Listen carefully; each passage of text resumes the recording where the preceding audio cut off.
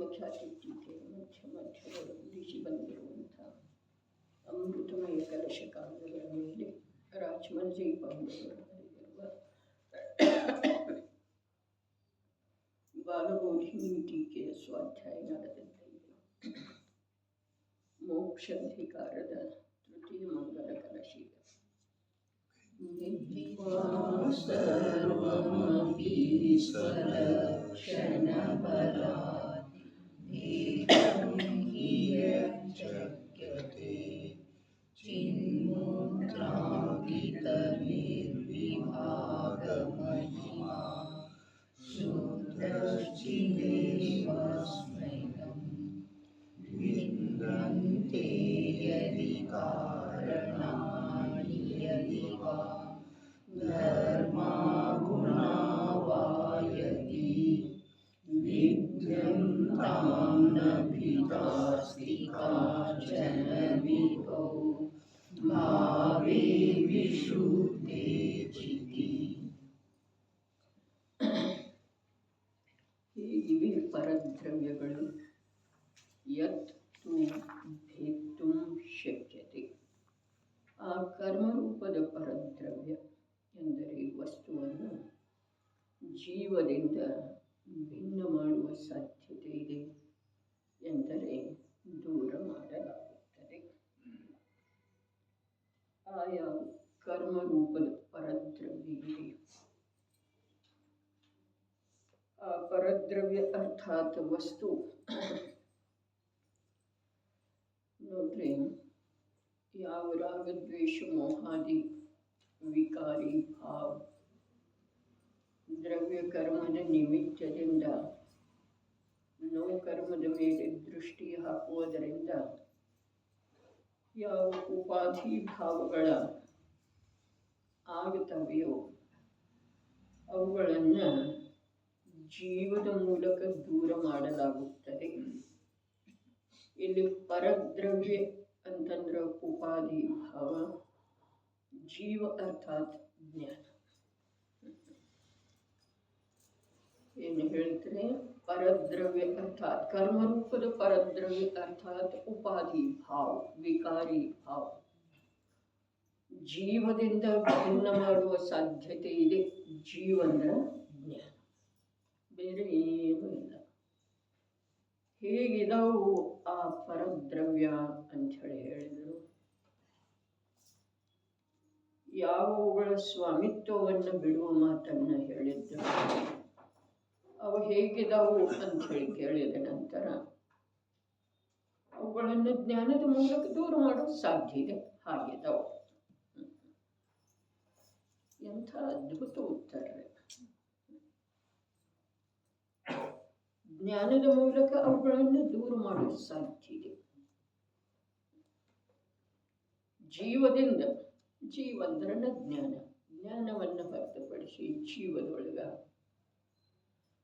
ಏನಿದೆಯೋ ಅದೆಲ್ಲವೂ ಜ್ಞಾನದೊಳಗನ ಗರ್ಭಿತ ಇದೆ. ಜೀವದ ಯಾವ ಚೈತನ್ಯಮಯ ಅನಂತ ಗುಣಗಳಿದ್ದಾವೆಯೋ, ಜೀವದ ಯಾವ ಶುದ್ಧಾಶುದ್ಧ ಪರ್ಯಾಯಗಳಿದ್ದಾವೆಯೋ, ಜೀವದ ಯಾವ ಅರೂಪಿ ಅಸಂಖ್ಯ ಪ್ರದೇಶಗಳಿದ್ದಾವೆಯೋ ಅವೆಲ್ಲವೂ ಒಂದು ಜ್ಞಾನದೊಳಗ ಸಮಾವಿಷ್ಟ ಆಗ್ತವೆ. ಆ ಜ್ಞಾನದ ಮೂಲಕ ಅರ್ಥಾತ್ ಅಸಂಖ್ಯ ಪ್ರದೇಶಿ ಅರೂಪಿ ಅನಂತ ಗುಣ ಸಂಪನ್ನ ಮೂರೂ ಕಾಲದ ಪರ್ಯಾಯಗಳಿಂದ ಯುಕ್ತನಾದಂಥ ಜೀವ, ಅವನ ಬಲ ಎಷ್ಟಾಯ್ತು? ಈ ಉಪಾಧಿ ಏನಿದೆ ಇದಂತೂ ನಿಜವಾಗಿಯೂ ಒಂದು ಸಮಯದ ಇದೆ. ಅದರ ಬಲನೇ ಎಷ್ಟಿರೋ ಸಾಧ್ಯ ಇದೆ? ಏನೂ ಇಲ್ಲ. ಆದ್ರೂ ಕೂಡ ಅನಾದಿ ಕಾಲದಿಂದ ಜೀವನಿಗೆ ತನ್ನ ಸಾಮರ್ಥ್ಯ, ತನ್ನ ಮಹಿಮೆ, ತನ್ನ ಬಲದ ಪರಿಚಯ ಇಲ್ಲದೆ ಇರುವ ಕಾರಣದಿಂದ ಆ ಉಪಾಧಿ ಭಾವವನ್ನ ತಾನು ಅಂಥೇಳಿ ಅನುಭವ ಮಾಡ್ತಾ ಇತ್ತು. ಬರೀ ಇಲ್ಲಿ ತನ್ನ ಸಾಮರ್ಥ್ಯದ ಅರಿವು ಮೂಡಿ ಬರಬೇಕಾಗಿದೆ, ತನ್ನ ಸೌಂದರ್ಯದ ಅರಿವು ಮೂಡಿ ಬರಬೇಕಾಗಿದೆ, ತನ್ನ ಸತ್ತಾದ ಅರಿವು ಮೂಡಿ ಬರಬೇಕಾಗಿದೆ. ತ್ರಿಕಾಲಿ ಸತ್ತಾದ ಎದುರಿಗೆ ವಿಕಾರಿ ಕ್ಷಣಿಕ ಸತ್ತಾದ ಬೆಲೆ ಎಷ್ಟಿದೆ, ಬಲ ಎಷ್ಟಿದೆ. ಆದರೆ ತ್ರಿಕಾಲಿ ಸತ್ತಾವನ್ನ ಅನಾದಿ ಕಾಲದಿಂದ ತಿಳಿಯುವ ಅವಕಾಶ ಸಿಗಲಿಲ್ಲ ಅಥವಾ ತಿಳಿಲಿಲ್ಲ. ಆ ಕಾರಣದಿಂದ ಆ ಒಂದು ಸಮಯದ ವಿಕಾರಿ ಭಾವದ ಕಾರಣದಿಂದ, ಉಪಾಧಿಯ ಕಾರಣದಿಂದ ಜೀವ ದುಃಖಕ್ಕೊಳಗಾಗಿದ್ದಾನೆ. ಅನಂತ ಪರಾಧೀನತೆಯನ್ನು ನಿರಂತರ ಅನುಭವಿಸ್ತಾ ಇದ್ದಾನೆ. ಕರ್ಮದ ಅಧೀನ ಆಗಿದ್ದಾನೆ, ಕಾಲದ ಅಧೀನ ಆಗಿದ್ದಾನೆ, ಸಂಯೋಗದ ಅಧೀನ ಆಗಿದ್ದಾನೆ, ರಾಗದ ಅಧೀನ ಆಗಿದ್ದಾನೆ, ವಿಕಾರದ ಅಧೀನ. ಅದನ್ನೆಲ್ಲ ದಾಟಿ ಅವನಿಗೆ ತನ್ನ ಸ್ವರೂಪದ ಪರಿಚಯ ಮಾಡಿಕೊಳ್ಳುವ ಸಲುವಾಗಿ ಅವಕಾಶವೇ ಇಲ್ಲದಾಗಿದೆ. ನಿಯಮಸಾರದ ಆ ನಿಜ ನಿಧಿಯ ಪ್ರಸ್ತಾವನೆಯೊಳಗೆ ಬಂತನ ಏನು ಬಂತು? ಅನಂತ ಕಾಲದಿಂದಂತೂ ಇದಕ್ಕೆ ತನ್ನ ಸ್ವರೂಪವನ್ನು ತಿಳಿಯುವ ಅವಕಾಶನೇ ಇರಲಿಲ್ಲ. ಅಮನಸ್ಕ ದಶೆ, ಹೀನ ದಶೆ. ಮತ್ತು ಯಾವಾಗ ಎಂದಾದರೂ ಒಮ್ಮೆ ಮನುಷ್ಯ ಭಾವ ಅಥವಾ ಸಂಜ್ಞೀತನ ಶಿಕ್ಷಿತನ, ಅವಾಗ ಅದಕ್ಕೆ ಬಿಡುವೆ ಇಲ್ಲಾಗಿದೆ, ಅವಕಾಶನೇ ಇಲ್ಲಾಗಿದೆ. ಯಾವುದರ ಸಲುವಾಗಿ? ತನ್ನ ಶಕ್ತಿ ಸಾಮರ್ಥ್ಯವನ್ನು ತಿಳ್ಕೊಳ್ಳುವ ಸಲುವಾಗಿ. ಅನ್ಯದ ಬೆಲೆ ಮಾಡ್ತಾನೆ, ಒಂದಿಷ್ಟು ಗುಳಿಗೆಯ ಬೆಲೆ ಮಾಡ್ತಾನೆ, ಔಷಧದ ಗುಳಿಗೆ. ಎಂಥ ವಿಕೃತ ಇದೆ ಅದು. ಈ ದೇಹದೊಳಗ ಅನುಕೂಲ ಆಗೋದಕ್ಕಿಂತ ಬಾಧೆಯನ್ನೇ ಮಾಡುವುದರಲ್ಲಿ ನಿಮಿತ್ತ ಆಗೋದಿದೆ. ಅದರದ ಬೆಲೆ ಸಮಯ ಆಯ್ತು, ನಾ ತಗೊಂಡೇ ಇಲ್ಲಿ ಇವತ್ತು. ಯಾವುದು ಮಲಿನಾಗಿ ಹೋಗುವುದಿದೆಯೋ ಅಂಥ ಅನ್ನ ಜಲಾದಿಗಳ ಮಹಿಮೆ ಮಾಡ್ತಾನೆ. ಯಾವುದು ಸ್ವಯಂ ನನ್ನ ಸಂಯೋಗದಿಂದ ಪ್ರಸಿದ್ಧಿ ಪಡೆಯೋದಿದೆಯೋ ಅಂಥ ವಸ್ತ್ರ ಆಭರಣಗಳ ಮಹಿಮೆ ಮಾಡ್ತಾನೆ. ಆದ್ರೆ ಅರೂಪಿಯಾದಂಥ ಅವು ಎಲ್ಲವುಗಳ ಮಹಿಮೆ ಮಾಡುವಂಥವನ ಸಾಮರ್ಥ್ಯ ಎಷ್ಟಿದೆ. ನಾನಿದ್ದೇನೆ, ಅವನೇ ನಾನಿದ್ದೇನೆ, ನಿಶ್ಚಯದಿಂದ ಅವನೇ ನಾನಿದ್ದೇನೆ.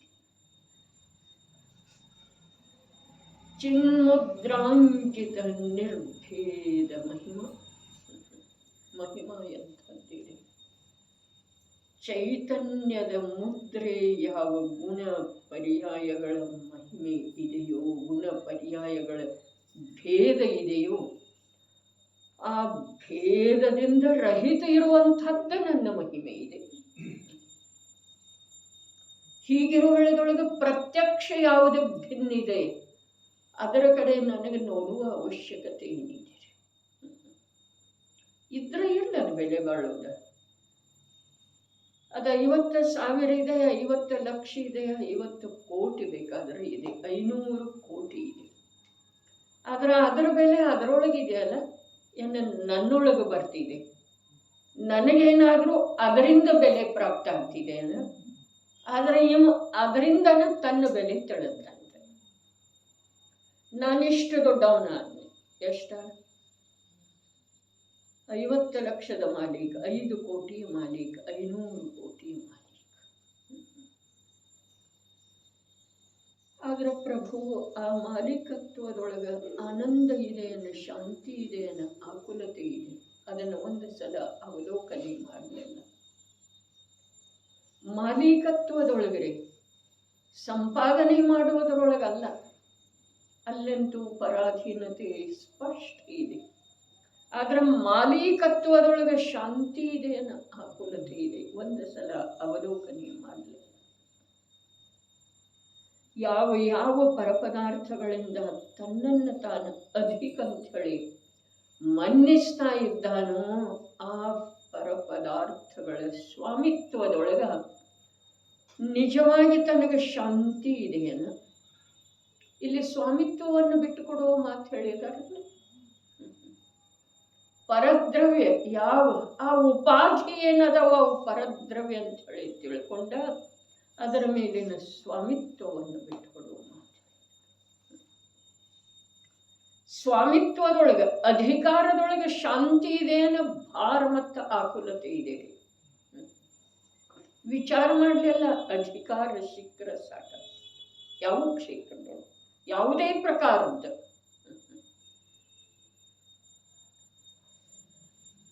ಅದಕ್ಕೆ ಹೇಳಿತು ಸಂಜ್ಞೀತನ ಸಿಕ್ಕೋದ ಅನಂತ ಕಾಲದೊಳಗೆ ಬಂದ. ಆದ್ರೆ ಆ ಸಂಜ್ಞೀತನ ಸಿಕ್ಕಿರುವಂತಹ ಜೀವಕ ತನ್ನ ಸ್ವಭಾವದ, ತನ್ನ ಮಾರ್ಗದ, ತನ್ನ ಸುಖದ ವಿಚಾರ ಮಾಡಲಿಕ್ಕೆ ಅವಕಾಶನೇ ಇಲ್ಲ. ಇಲ್ಲಂದ್ರೆ ಇಲ್ಲ. ನೀವು ಹೇಳ್ತೀರಿ ಖರೆ, ನಮಗೆ ಬಿಡು ಎಲ್ಲೈತಿ ಅಂತ ಹೇಳ್ತಾರೆ. ಯಾರಿಗಾದರೂ ಹೋದ್ರೆ ಎಲ್ರಿಗೂ ಅನುಭವ ಇದೆ. ತಮ್ಮ ಪರಿಚಯದವ್ರಿಗೆ ತಾವು ಹೇಳಿರ್ತಾರೆ 1 ಗಂಟೆ ಬರ್ಬೋದಲ್ಲ ಅಂಥೇಳಿ ಹೇಳಿದರೆ, ನಮಗೆ ಬೆಳಿಗ್ಗೆ ಎಲ್ಲಿ ಬಿಡುವಿರ್ತಿದೆ. ಅಯ್ಯೋ ನಾವು ಬರ್ಬೇಕಂತೀವಿ. ಆದ್ರೆ ಬಿಡುವು ಮಾಡಿಕೊಂಡು ಮರಣದ ಮುಖದೊಳಗೆ ಹೋಗುವುದಿಲ್ರಿ. ಇದೇನ್ರಿ ಹಾಗೆ ಅವಕಾಶ ಬಿಡುವಿಲ್ಲ ಅಂಥೇಳಿ ಹೇಳಿದ್ರೆ ನಿಲ್ತಿದೇನ್ರಿ ಅದು? ಮತ್ತು ಮರಣದ ಮುಖದೊಳಗೆ ಹೋಗೋದ ಅರ್ಥ ಆತ ನೋಡ್ರಿ. ಅದಕ್ಕೆ ಯಾರು ಮೋಕ್ಷಕ್ಕೆ ಹೋದ್ರೋ ಅವರ ದೇಹ ವಿಯೋಗವನ್ನ ನಿರ್ವಾಣ ಅಂದ್ರು, ಯಾರು ಭವಧಾರಣ ಮಾಡ್ಲಿಕ್ಕೆ ಹೋದ್ರೋ ಅವರ ದೇಹ ವಿಯೋಗವನ್ನ ಮರಣ ಅಂದ್ರು. ಯಾಕೆ ಅಂತಂದ್ರ ಮರಣ ಅರ್ಥಾತ್ ಇಲ್ಲಿಂದ ಸೋಲು ಇದೆ ರೀ. ನಿರ್ವಾಣ ಅರ್ಥಾತ್ ಇಲ್ಲಿಂದ ಜಯಶಾಲಿ ಆಗೋದು. ಮರಣ ಅರ್ಥಾತ್ ಸೋಲು ಇದೆ. ಒಂದೇ ಸಲ ಮರಣ ಅಲ್ಲದ ಮರಣ ಮರಣ ಇದ ತನ್ನ ಅಪಜಯ ಅಥವಾ ಸೋಲ ಅಥವಾ ಪರಾಜಯದ ದ್ಯೋತಕ ಇದೆ.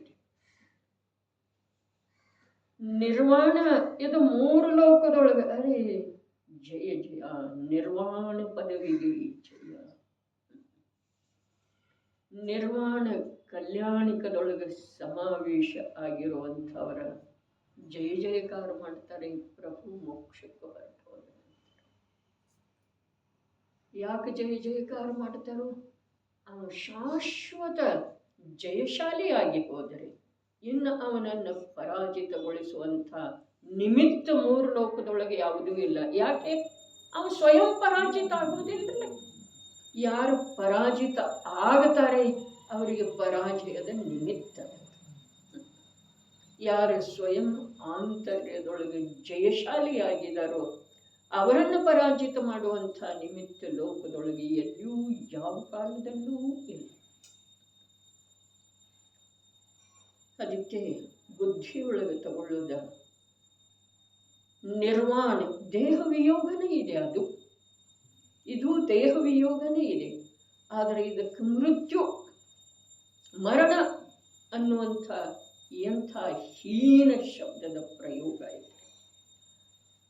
ಎಂಥ ಸೋಲನ್ನ ಒಪ್ಪಿಕೊಂಡು ಹೋದವ, ಎಂಥ ಪರಾಜಯದ ಜೊತೆಗೆ ಮನುಷ್ಯ ಭವವನ್ನ ಸೋತು ಹೋದರೆ ಅವ ಮನುಷ್ಯ ಭವದೊಳಗ ಜಯಶಾಲಿಯಾದ. ಬರೀ ಒಂದು ಭವದ್ದು ಅಥವಾ ಅನಂತ ಕಾಲದ ಅನಂತ ದುಃಖದ ಚತುರ್ಗತಿ ಚಕ್ರದ ಅನಂತ ಪರಾಧೀನತೆ ಎಲ್ಲದರ ಮೇಲೆ ಜಯವನ್ನು ಪ್ರಾಪ್ತ ಮಾಡಬಹುದು. ಮನುಷ್ಯ ಭವವನ್ನು ಪಡೆದ ನಂತರ ಕಾಜಿ 2 ಅದವರೆ. ಬೇಕಾದ್ರೆ ಮೋಕ್ಷಕ್ಕೆ ಹೋಗೋದ, ಬೇಕಾದ್ರೆ ಮೋಕ್ಷ ಮಾರ್ಗದೊಳಗೆ ಬಂದು ಬಿಡೋದ. ಅದನ್ನೇ ಸರ್ವಜ್ಞ ಪ್ರಭು ಹೇಳಿದರೆ ಅನಂತ ಅನಂತ ಚೌಬೀಸಿಗಳ ಅದನ್ನೇ ಹೇಳಿದ. ಮನುಷ್ಯ ಆಗೋದು ದುರ್ಲಭ. ರತ್ನಕರಂಡ ಶ್ರಾವಕಾಚಾರದ ಪ್ರಸ್ತಾವನೆಯೊಳಗೆ ಅಪ್ಪಾಜಿ ಬರ್ತಾರೆ, ಮನುಷ್ಯ ಭವ ಎಷ್ಟು ದುರ್ಲಭ ಇದೆ ಅಲ್ಲ, ಅಷ್ಟೇ ದುರ್ಲಭ ಇದೆ ಸಮಂತಭದ್ರರ ವಚನ ಆಲಿಸುವ ಅಥವಾ ಓದುವ ಸುಯೋಗ ಅಂತ ಹೇಳಿದ್ದಾರೆ. ನಿಜವಾಗಿ ಎಂಥ ಭಾಗ್ಯ, ಜನವಾಗಿನ ಅಷ್ಟು ಅದ್ಭುತ ಇದೆ. ಸಮೀಚೀನ ಧರ್ಮ ಹೇಳ್ತೇನೆ ಅಂತ ಹೇಳಿ ಪ್ರತಿಜ್ಞಾ ಮಾಡಿದ್ರು. ತಕ್ಷಣ ಹೇಳಿದ್ರು, ಸದೃಷ್ಟಿ ಜ್ಞಾನ ವೃತ್ತಾನಿ ಧರ್ಮ. ನೀ ಬಸ್ತಿಗೆ ಹೋಗೋದ, ಶೋಧಿಸಿದ ಜಲದ ಉಪಯೋಗ ಮಾಡೋದ, ಕಂದಮೂಲಾದಿಗಳನ್ನು ತ್ಯಾಗ ಮಾಡೋದ, ರಾತ್ರಿ ಭೋಜನ ಮಾಡದೇ ಇರೋದ, ಅಶುದ್ಧ ವಿಚಾರ ಆಚಾರದಿಂದ ದೂರ ಇರೋದ, ಇದನ್ನ ಧರ್ಮ ಅಂತ ಹೇಳಿ ತಿಳಿದ್ಯಪ್ಪ. ಆದ್ರೆ ಇದೆಲ್ಲ ಇದ್ದ ನಂತರನ ಅದು ಆಗೋದಿದೆ, ಆ ಮಾತಂತೂ ಸರಿ. ಆದ್ರೆ ಇದನ್ನ ಧರ್ಮ ಅಂತ ಹೇಳಿ ತಿಳಿದ ನಂತರ ಅದನ್ನ ನೀ ಮಾಡೋದೇ ಇಲ್ಲ. ಇದನ್ನ ಧರ್ಮ ಅಂತ ಹೇಳಿ ತಿಳಿದ ನಂತರ ಅದರ ಸಲುವಾಗಿ ಪ್ರಯತ್ನ ಮಾಡೋದು ಶೇಷ ಉಳಿಲಿಲ್ಲ. ಮತ್ತೆ ಇದು ಎಲ್ಲದ್ದ ಅದು ಆಗೋದನ್ನ ಇಲ್ಲ.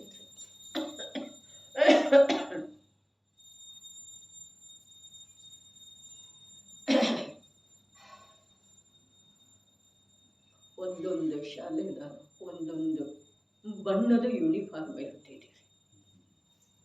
ಅದಿಲ್ಲದ ಶಾಲೆಯೊಳಗೆ ಪ್ರವೇಶ ಇಲ್ಲ. ಆದ್ರೆ ಅದು ಹಾಕೊಂಡ ನಂತರ ಅವನು ವಿದ್ಯಾವಂತ ಆಗಲಿಲ್ಲ ಅಥವಾ ವಿದ್ಯಾರ್ಥಿನೂ ಆಗಲಿಲ್ಲ. ಹಾಗೆ ಈ ಸದಾಚಾರ, ಜೈನಾಚಾರ, ಕುಲಾಚಾರ ಏನಿದೆ ಅಲ್ಲ, ಇದು ಯೂನಿಫಾರ್ಮ್. ಮತ್ತು ಇದು ಇಲ್ಲ ಅಂತಂದ್ರೆ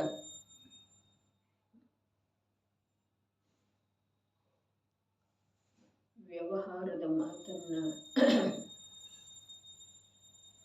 ಹೇಳಲೇ ಇಲ್ಲ ಸರ್ವಜ್ಞ ಪ್ರಭು. ಯಾಕೆ ಅಂತಂದ್ರೆ ವ್ಯವಹಾರದಿಂದ ಪರಿಪೂರ್ಣನ ಇದ್ದಾರೆ ಜೈನ ಕುಲೋತ್ಪನ್ನರ. ಅವ್ರಿಗೆ ಯಾತಕ್ಕೆ ಅವರಿಗೇನು ಹೇಳಿದರು? ಸದೃಷ್ಟಿ ಜ್ಞಾನ ವೃತ್ತ ಹೊಂದಿದ್ದಾರೆ. ಶ್ರಾವಕನ ಧರ್ಮ ಹೇಳ್ತಾ ಇದ್ದಾರಲ್ಲ, ರತ್ನಕರಂಡ ಶ್ರಾವಕ. ಶ್ರಾವಕನ ಧರ್ಮ ಯಾವುದು? ಅನುವ್ರತ, ಅಂಗೀಕಾರ ಮಾಡೋದು. ಸಮ್ಯಕ್ ದರ್ಶನ, ಸಮ್ಯಕ್ ಜ್ಞಾನ, ಸಮ್ಯಕ್ ಚಾರಿತ್ರ್ಯದ ಧರ್ಮ ಇದೆ. ಧರ್ಮೇಶ್ವರ ಇದು. ಒಬ್ಬೊಬ್ಬ ಆಚಾರ್ಯರ ಶಬ್ದದೊಳಗ ಎಂಥ ಉತ್ಕೃಷ್ಟ ಭಾವ ಅದ ಆಯಾ ಆಚಾರ್ಯರಿಗೇನು ಸಿಗುತ್ತೆ. ಎಲ್ಲ ಆಚಾರ್ಯರ, ಜೈನಾಚಾರ್ಯರ, ಜೈನ ತತ್ವಜ್ಞಾನಿಗಳು ಹೇಳುವ ಮಾತು ಒಂದೇ ಇದ್ರೂ ಅವರವರ ವ್ಯಕ್ತಿತ್ವದ ಅನುಸಾರ ಆ ಶಬ್ದಗಳ ರಚನೆ ಆಗ್ತವೆ. ಸಮ್ಯಕ್ ದರ್ಶನ ಜ್ಞಾನ ಚಾರಿತ್ರಾಣಿ ಮೋಕ್ಷ ಮಾರ್ಗ ಇವರು ಹೇಳಿದರು ಉಮಾಸ್ವಾಮಿ ಆಚಾರ್ಯರು. ಅವರು ಹೇಳಿದರೆ ಸದೃಷ್ಟಿ ಜ್ಞಾನ ವೃತ್ತಾನಿ ಧರ್ಮ, ಧರ್ಮೇಶ್ವರವಿದು. ಎಂಥ ಭಾವ ಬರ್ತಿದ್ದಾರೆ, ಧರ್ಮೇಶ್ವರವಿದು.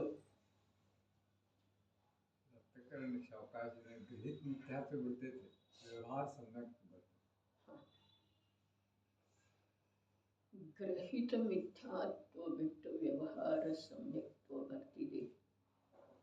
ಆದ್ರೆ ಆ ಗ್ರಹಿತ ಮಿಥ್ಯಾತ್ವ ಬಿಡುವ ಸಲುವಾಗಿ ವ್ಯವಹಾರ ಸಮ್ಯಕ್ತ್ವ ಬರುವ ಸಲುವಾಗಿ ನಿಶ್ಚಯ ಸಮ್ಯಕ್ತ್ವ ಮೊದಲಿದೆ. ರತ್ನತ್ರಯ ಮೊದಲಿದೆ. ಅದರ ಮಹಿಮಾ ಬಂದ ನಂತರ ಇದು ಬರುವುದಿಲ್ಲ ಅನ್ನೋದೆಲ್ಲಿ ಮಾತ್ರ. ವ್ಯವಹಾರ ರತ್ನತ್ರಯ, ವ್ಯವಹಾರ ಧರ್ಮ ಬರುವುದಿಲ್ಲ ಅನ್ನೋ ಎಲ್ಲಿ ಮಾತ್ರ. 2 ಮೈಲು ಭಾರವಾಹಕಗೆ 1/2 ಮೈಲು ದೂರಲ್ಲ ಅಂತ ಹೇಳಿದರು. ಯಾರಿಗೆ ನಿಶ್ಚಯ ಸಮ್ಯಕ್ ದರ್ಶನ ಜ್ಞಾನ ಚಾರಿತ್ರದ ಮಹಿಮಾ ಇದೆಯೋ, ಯಾರಿಗೆ ನಿಶ್ಚಯ ದರ್ಶನ ಜ್ಞಾನ ಚಾರಿತ್ರ ಮಯನಾದಂಥ ಶುದ್ಧಾತ್ಮ ಮಹಿಮಾವಂತವಾಗಿ ಕಾಣಿಸ್ತಾ ಇದ್ದಾನೋ, ಭಾಸಿತಾ ಆಗ್ತಾ ಇದ್ದಾನೋ, ಅವನಿಗೆ ರಾತ್ರಿ ಭೋಜನ, ಕಂದಮೂಲದ ತ್ಯಾಗ ಮಾಡಂತ ಹೇಳಿ ಹೇಳೋರು ಯಾರು? ಯಾತಕ್ಕೆ ಹೇಳಬೇಕಾಗಿದೆ? ಧರ್ಮ ಬಹಳ ಸುಂದರ ಇದೆ. ಈ ಮನಸ್ಸಿನ ಪ್ರಾಪ್ತಿ ಏನಾಗಿದೆ ಅದು ಬಹಳ ದೊಡ್ಡ ನಿಧಿ ಇದೆ ರೀ ನಮಗ. ಸಮ್ಯಕ್ ದರ್ಶನದ ಅಷ್ಟ ದೊಡ್ಡದಿದೆ ಅಂತ ಹೇಳಿದ್ರು ತಪ್ಪಿಲ್ಲ. ಸಂಜ್ಞೀತನ ಇದೆ ಅಲ್ಲ, ಅದ ಸಮ್ಯಕ್ ದರ್ಶನದ ತೂಕದ್ದನೇ ಇದೆ. ತಿಳಿಬೇಕ್ರಿ, ಸಮ್ಯಕ್ ದರ್ಶನದ ತೂಕದ್ದನೇ ಇದೆ ಅದ ಸಂಜ್ಞೀತನ. ಯಾವ ಪ್ರಕಾರ ಸಮ್ಯಕ್ ದರ್ಶನ ಆದ ನಂತರ ಜೀವನಿಗೆ ಪ್ರಯತ್ನ ಮಾಡಿದರನೂ ಭವದೊಳಗಿರ್ಲಿಕ್ಕೆ ಬರುವುದಿಲ್ಲ, ಅದೇ ಪ್ರಕಾರ ಸಂಜ್ಞೀತನ ಪ್ರಾಪ್ತ ಆದ ನಂತರ ಜೀವ ಸಮ್ಯಕ್ ದರ್ಶನವನ್ನ ಪ್ರಾಪ್ತ ಮಾಡಿಕೊಳ್ಳುವ ಉದ್ಯಮ ಮಾಡಿದ ಅಂತಂದ್ರ ಅವನಿಗೆ ಅಸಂಜ್ಞೆಯ ಕಡೆಗೆ ಹೋಗುವ ಪ್ರಶ್ನೆ ಬರುತ್ತೆ. ಅಸಂಜ್ಞೆಯೊಳಗೆ ಕಳೆದ ಕಾಲ ಎಷ್ಟು? ಅನಂತ. ನಿಗೋಧದಿಂದ ಹಿಡಿದು ಪಂಚಸ್ಥಾವರದಿಂದ ಹಿಡಿದು ವಿಕಲತ್ರಯ, ಅಸಂಜ್ಞಿ, ಪಂಚೇಂದ್ರಿ ಎಲ್ಲವೂ ಅಸಂಜ್ಞೆ. ಸಂಜ್ಞಿ ಪಂಚೇಂದ್ರಿಯದ ಯಾವ ಇವು ಅದವಲ್ಲ, 4 ಗತಿ. ತಿರ್ಯಂಚನು ಸಂಜ್ಞಿ ಪಂಚೇಂದ್ರಿಯ ತಿರ್ಯಂಚ, ಮನುಷ್ಯ, ದೇವ, ನರಕೆ. ಇವುಗಳಲ್ಲಿ ವಿಚಾರ ಮಾಡಿದ್ರ ಸಮ್ಯಕ್ ದರ್ಶನಕ್ಕೆ ಅವಕಾಶ ಎಲ್ಲಿದೆ ಹೇಳ್ರಿ? ಎಲ್ಲಿದೆ ಅವಕಾಶ? ಬಿಡು ಎಲ್ಲಿದೆ ರೀ? ಅಲ್ಲಂತೂ ಪ್ರಶ್ನೆನೇ ಇಲ್ಲ. ಅಸಂಜ್ಞೀಯವರೆಗೆ ಸಂಜ್ಞೀಯ ಇವು 4 ಪ್ರಮುಖವಾಗಿ ತಗೊಂಡ್ರ ನರಕದೊಳಗ ದುಃಖದ ಭಾರ ಇಷ್ಟು ಇದೆ ಅಲ್ಲ, ಅಲ್ಲಿ ಆ ಜೀವನಿಗೆ ಸಮ್ಯಕ್ ದರ್ಶನದ ಸಲುವಾಗಿ ಅಥವಾ ಆ ಜೀವ ಅಜೀವ ರಾಗ ಜ್ಞಾನ ಅರೂಪಿ ರೂಪಿ ಕ್ಷಣಿಕ ತ್ರೈಕಾಲಿಕ ಶಾಶ್ವತ ಇದರ ವಿಚಾರ ಮಾಡಲಿಕ್ಕೆ ಅಲ್ಲಿ ಬಿಡುವೆ ಇಲ್ಲಲ್ಲ. ನರಕದೊಳಗ ಸ್ವರ್ಗದೊಳಗೆ ಭೋಗದ್ದಲ್ಲ ಈ ಜೀವಕ್ಕೆ ಅನಾದಿ ಕಾಲದ ರುಚಿ ಇದ್ದ ಕಾರಣ ಎಂದೂ ಸಿಗದೇ ಇರುವಂಥದ್ದು ಸಿಕ್ಕದ್ದೇ ಇದೆ ಅಲ್ಲ. ಅಸಂಜ್ಞೆಯವರೆಗೆ ಸಿಕ್ಕಿರ್ಲಿಲ್ಲ, ಅಂಥದ್ದು ಸಿಕ್ಕದ್ದೇ ಇದೆ. ಆ ಭೋಗದೊಳಗೆ ಅದಕ್ಕೆಲ್ಲಿ ವಿಚಾರ ಬರ್ತಿದ್ದಾರೆ? ನಾನು ಜೀವ ಇದು ರೂಪಿ, ನಾನು ರೂಪಿ, ನಾನು ಜ್ಞಾನಮಯ, ಇದು ಜಡಮಯ. ಇದೆಲ್ಲ ವಿಚಾರ ಮಾಡಲಿಕ್ಕೆ ವಿಚಾರ ಶಕ್ತಿ ಇದೆ ರೀ, ಆದ್ರೆ ಅವಕಾಶ ಎಲ್ಲಿದೆ? ಇನ್ನು ತಿರಿಯಂಚದೊಳಗೆ ಏನಿದೆ? ಕ್ರೂರ ಮೃಗ ಆದ್ರ, ಬಲಶಾಲಿ ಆನೆ ಆದ್ರ ಅಲ್ಲಿ ಏನು ಮಾಡ್ತಿದ್ದೀರಿ? ಅರೆ ಆನೆಗೆ ಸಮ್ಯಕ್ ದರ್ಶನ ಆಯ್ತು, ಸಿಂಹಕ್ಕೆ ಸಮ್ಯಕ್ ದರ್ಶನ ಆಯ್ತು, ಆದ್ರೆ ಎಲ್ಲಾ ಸಿಂಹಗಳಿಗೆ ಆಗ್ತಿದೆ ಅಂದ್ರೆ, ಎಲ್ಲಾ ಆನೆಗಳಿಗೆ ಆಗ್ತಿದೇನ? ಎಲ್ಲಾ ಎತ್ತುಗಳಿಗೆ ಆಗ್ತಿದೇನ? ಏನಿದೆ? ವರ್ತಮಾನ 24 ದಿನಾಂಚ ಲಾಂಛನ 24 ಹಾಡಿದವ್ರೆ.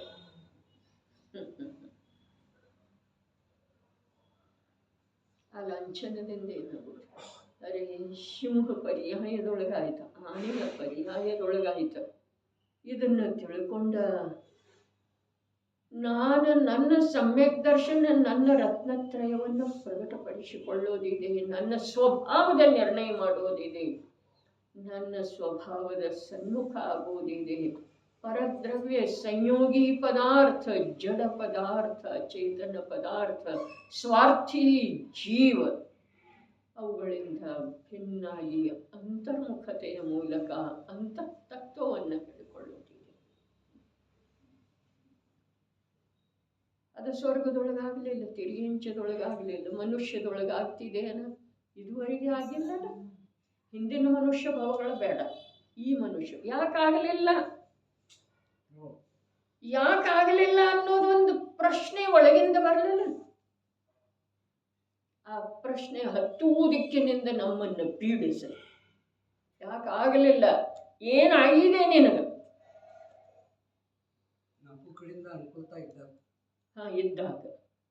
ಇದ್ದಾಗ ಇಲ್ಲದಾಗ, ಇದಕ್ಕೆ ಎರಡೂ ಕಡೆ ಏನಿದೆ ರೀ? ಆಗದೇ ಇರಲಿಕ್ಕೆ ಸ್ವಭಾವ ಸನ್ಮುಖ, ಆಗದೇ ಇರಲಿಕ್ಕೆ ನೆಪ ಇದೀರಿ. ಅನುಕೂಲ ಇದ್ದಾಗನು, ಇಲ್ಲದೇ ಇದ್ದಾಗನು. ನರಕದಲ್ಲಿ ಇರಲಿಲ್ಲಲ್ಲ, ಯಾಕಾಗಲಿಲ್ಲ? ಸ್ವರ್ಗದಲ್ಲಿ ಇದೆ ಅಲ್ಲ, ಮನುಷ್ಯಗತಿಯಲ್ಲಿ ಇದೆ ಅಲ್ಲ, ಈಗ ನನಗೆ ಇದೇನಿಲ್ರಿ, ಯಾಕಾಗ್ತಾ ಇಲ್ಲ? ಹೊರಗಿನ ರುಚಿ ಸ್ವಾಮಿತ್ವ ಯಾಕೆ ಬಿಡ್ತಾ ಇಲ್ಲ? ಇಲ್ಲಿ ಹೇಳಿದರಲ್ಲ, ಪರದ್ರವ್ಯಗಳೆಂದು ತಿಳಿದು ಸ್ವಾಮಿತ್ವವನ್ನು ಬಿಟ್ಟುಕೊಡುವುದು ಮಾತು. ಪರದ್ರವ್ಯ ಯಾವುದು? ತ್ರಿಕಾಲಿ ಜ್ಞಾತ ಸ್ವಭಾವ. ಜ್ಞಾನ ರೂಪದ ಪರಿಣಮನವನ್ನು ಹೊರತುಪಡಿಸಿ ಆ ಜೀವದ ಪರಿಣಮನದೊಳಗೆ ಯಾವ ಉಪಾಧಿ ಇದೆಯೋ ಅದು ಪರದ್ರವ್ಯ ಇದೆ. ಅದನ್ನು ಉಪಾಧಿ ಅಂತೇಳಿ ತಿಳಿಯುವಂಥ ಯಾವ ಜ್ಞಾನ ಸಾಮರ್ಥ್ಯ ಇದೆಯೋ ಅದು ಜೀವ ಇದೆ. ಭೇದಜ್ಞಾನ ಎಲ್ಲಿ ಮಾಡುವುದಿದೆ? ಆ ವಿಕಾರಿ ಉಪಾಧಿ ಭಾವ ಮತ್ತು ಅದನ್ನು ತಿಳಿಯುವಂತಹ ಸಾಮರ್ಥ್ಯ. ಮೋಕ್ಷ ಅಧಿಕಾರ ಇದೆ, ಇಲ್ಲೇ ಆಗ್ತಿದೆ ಮೋಕ್ಷ. 8 ಕರ್ಮದ ವಿದ್ಯಮಾನತೆಯೊಳಗ ಇನ್ನೂ ಹೆಚ್ಚು ಹೇಳಿದ್ರ ಮಿಥ್ಯಾತ್ವದ ಸದ್ಭಾವದೊಳಗ ಇಲ್ಲಿ ನಮ್ಮ ಜ್ಞಾನ ಕಾರ್ಯ ಮಾಡಿತು, ಜೀವ ಜಾಗೃತ ಆಯಿತು ಅಂತಂದ್ರೆ ಮೋಕ್ಷ ಒಂದು ಸಮಯ ಇಲ್ಲೇ ಆಗ್ತಿದೆ. ಒಂದು ಸಮಯ ಅಲ್ಲ, ಶಾಶ್ವತವಾಗಿ ಆ ಮೋಕ್ಷದೊಳಗನ ಅರ್ಥಾತ್ ಆ ಮೋಕ್ಷ ಮುಕ್ತ ಸ್ವರೂಪ, ತ್ರಿಕಾಲ ಜ್ಞಾತ ಸ್ವರೂಪ, ಅರೂಪಿ ಚಿನ್ಮಾತ್ರ ಸ್ವರೂಪ, ಯಾವ ಸುಖದ ಸಾಗರನಾದಂಥ ಶುದ್ಧಾತ್ಮ ಇದ್ದಾನೋ ಅವನೇ ನಾನಿದ್ದೇನೆ ಅನ್ನುವ ಶ್ರದ್ಧೆಯ ಮೂಲಕ ಅವನಲ್ಲೇ ಇವನದ ಪ್ರವೇಶ ಆಯಿತು. ಒಬ್ಬ ಮತ್ತು ಒಬ್ಬರೇ. ಅವನಲ್ಲೇ ಈ ವರ್ತಮಾನದ ಜ್ಞಾನಮಯ ಆತ್ಮನ ಪ್ರವೇಶ ಆಯಿತು ಅಂತಂದ್ರ ಇವನಿಗೆ ಮೋಕ್ಷನ ಆಯಿತು. ಒಂದು ಸಮಯನ ಸಾಧಿ ಅನಂತ. ಪುನಃ ಇವನದ ಅವನನ್ನು ಬಿಟ್ಟ ಬೇರೆ ಯಾವುದರ ಮೇಲೇನೂ ವಿಶ್ವಾಸ ಆಗುವುದು. ಇಂದ್ರ ಪದವಿ ಸಿಕ್ಕಿತು, ಚಕ್ರವರ್ತಿ ಪದವಿ ಸಿಕ್ಕಿತು, ಅವ್ರದ್ದಾಯ್ತಂದ್ರೆ ವಿಶ್ವಾಸ ಅದರ ಮೇಲೆ, ಇಂದ್ರ ಪದವಿಯ ಮೇಲೆ ಅಥವಾ ಚಕ್ರವರ್ತಿ ಪದವಿಯ ಮೇಲೆ. ಬಾಹುಬಲಿ ಬಿಟ್ಟು ಹೋದ ಎಲ್ಲ. ಆಗ ಭರತನಿಗೆ ಆನಂದ ಆಯ್ತಂತೆ, ಇದರ ಮಾಲೀಕ ನಾನೇ ಅಂಥೇಳಿ ಆಯ್ತೇನ. ಅರೆ, ಬಾಹ್ಯದೊಳಗೆ ಯಾವುದು ಉದಯಾನುಸಾರ ಆಗೋದಿತ್ತು ಅದು ಕಾರ್ಯ ಆಯ್ತ್ರಿ. ಇದು ನಮಗೆ ಅರ್ಥ ಆಗುವುದಿಲ್ಲ. ಉದಯಾನುಸಾರ ಆಗುವ ಕಾರ್ಯದೊಳಗ ನಾನು ಮಾಡಿದೆ ಅಥವಾ ನನ್ನದು ಬರೇ ಇಲ್ಲಿ ಉದಯಾನುಸಾರ ಇಲ್ಲಿ ಹೇಳ್ತಾ ಇದಾರ್ರಿ. ಏನ ಕರ್ಮಗಳ ಉದಯದ ಉಪಾಧಿ ಏನದವು ಅವುಗಳನ್ನು ತಾನೆಂದು ಅನುಭವಿಸಿದ್ದೇನೆ.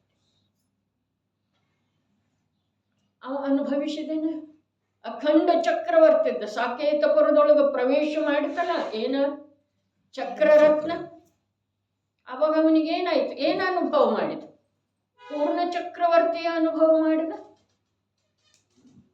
ತಿಳಿಯೋದು ಸಾಧ್ಯ ಇಲ್ಲ ನಮ್ಗೆ ಅಂತರಂಗದ ಮಾತ.